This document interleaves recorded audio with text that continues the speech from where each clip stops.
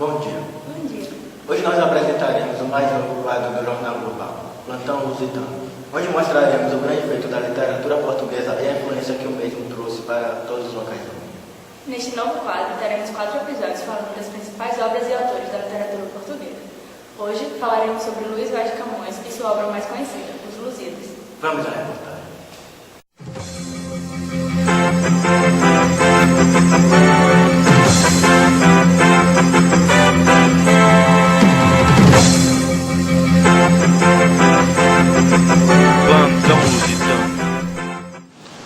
Pouco se sabe com certeza sobre a vida de Camões. Aparentemente nasce em Lisboa, de uma família da pequena nobreza. Não se sabe ao certo o ano de seu nascimento, porém, alguns estudiosos arriscam dizer que foi em 1524.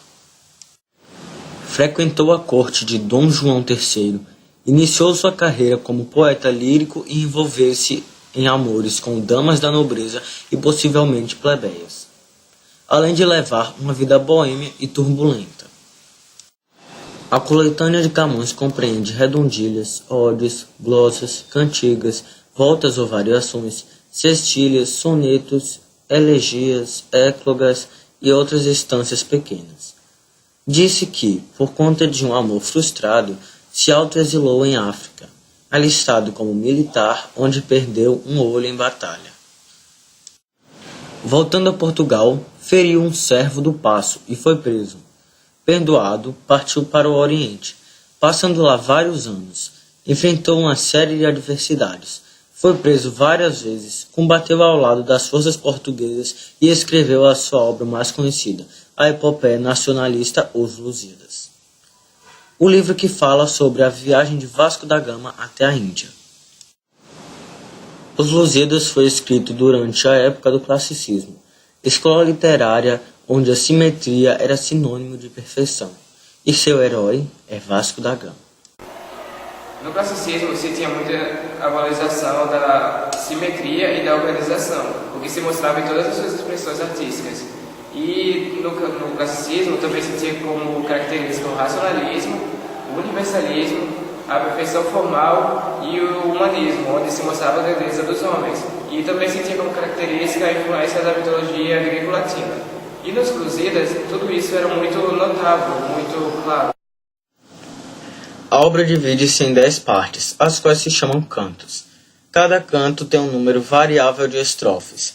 As estrofes são constituídas por 8 versos e cada verso é constituído por 10 sílabas métricas. E eles são heróicos, ou seja, acentuados nas sextas e 10ª sílabas. O acento rimático é AB, AB, AB, CC, sendo um tipo de rima mista. O livro é dividido em 4 planos: o plano da viagem, o plano da história de Portugal, o plano do poeta e o plano mitológico. No plano da viagem, é feita a narração da viagem dos portugueses até a Índia. No plano da história de Portugal, há o relato de alguns dos fatos mais marcantes da história do país. No plano do poeta, Camões expressa suas considerações e opiniões. E no plano mitológico, se narra o lado mitológico da história, contando sobre os deuses romanos e como eles apoiaram ou não as viagens lusitanas, além de envolver outras criaturas mitológicas como as ninfas, por exemplo. Esse lado mitológico é muito importante nos Lusíadas, porque é uma característica muito clara do classicismo na obra. Os deuses greco-romanos, eles têm muita importância nos Lusíadas. Por exemplo, Baco, o deus do vinho, ele via os portugueses como pessoas que estavam tentando roubar a fama dele, como se eles fossem lhe roubar a glória. Então ele tentou várias vezes sabotar as navegações. Porém, Vênus, a deusa da beleza, ela via os lusitanos, os portugueses, como descendentes dos seus queridos romanos, por causa da língua portuguesa que era de origem latina. Então ela sempre os ajudava. Na estrutura interna, o livro pode se dividir em proposição, que ocorre nas 3 primeiras estrofes do livro, e a parte introdutória, na qual o poeta anuncia o que ele vai falar no livro. Invocação, nas estrofes 4 e 5, é um pedido de ajuda às divindades inspiradoras. Dedicatória, no versos 6 ao 18, que é o oferecimento do poema a Dom Sebastião, rei de Portugal da época. Narração dos versos 19 do canto 1 ao 144 do canto 10, que é onde são narrados os acontecimentos da história. E o epílogo, que contém as lamentações e críticas do poeta, falando sobre a ruína de seu país com um tom melancólico e profético. São as 12 últimas estrofes do poema. A narração de Os Lusíadas inicia-se em media res, ou seja, no meio da viagem. Vasco da Gama e sua frota se dirigem para o Cabo de Boa Esperança, com o intuito de alcançarem a Índia pelo mar. Auxiliados pelos deuses Vênus e Marte e perseguidos por Baco e Netuno, os heróis lusitanos passam por diversas aventuras, sempre comprovando seu valor e fazendo prevalecer sua fé cristã. Durante a viagem, os portugueses vão contando a história dos feitos heróicos de seu povo. Alguns dos episódios mais importantes da epopeia são os de Inês de Castro, o Velho do Restelo, o Gigante Adamastor e a Ilha dos Amores. O Velho do Restelo é um episódio muito contraditório dos Lusíadas, pois no livro ele fala sobre os feitos portugueses, enaltecendo as viagens marítimas. E quando o Velho do Restelo é apresentado no canto 4, a gente pode ver essa contrariedade. Ele fala sobre as doenças, a fome e a possibilidade dos marinheiros naufragarem. Basicamente é isso, ele contradiz tudo que Camões tinha falado desde o início do livro.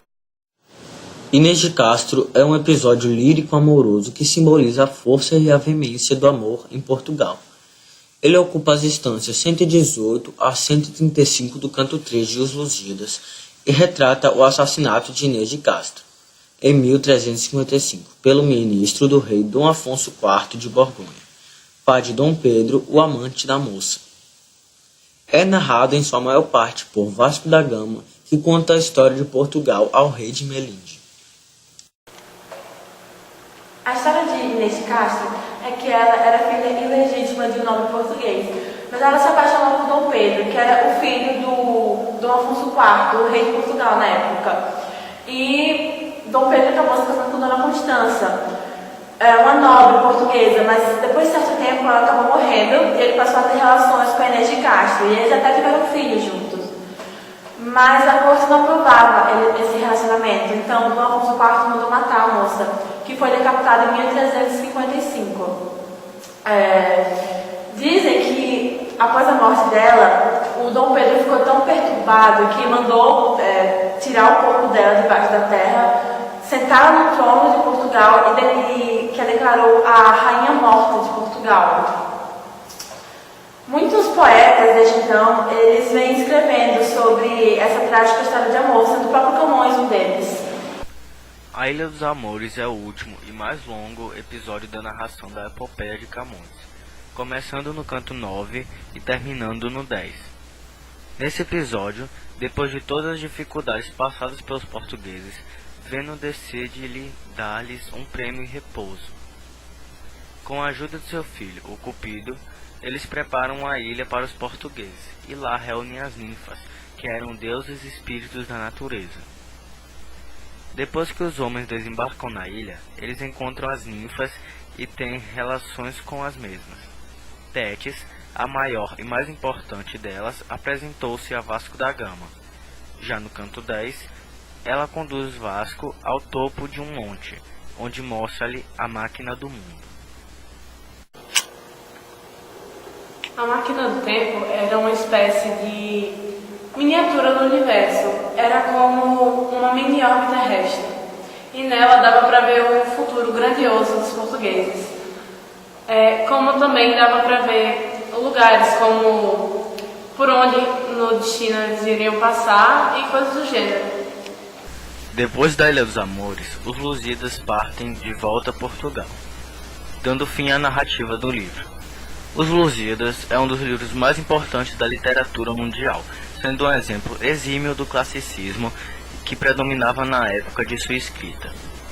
Já foi traduzido para inúmeras outras línguas, tornando-se objeto de uma vasta quantidade de estudos críticos. Bem, Ana, acho que podemos perceber a importância de Camões para a literatura mundial. Pois é, Marco, e é muito bom saber da história da nossa língua e as obras que influenciaram e moldaram.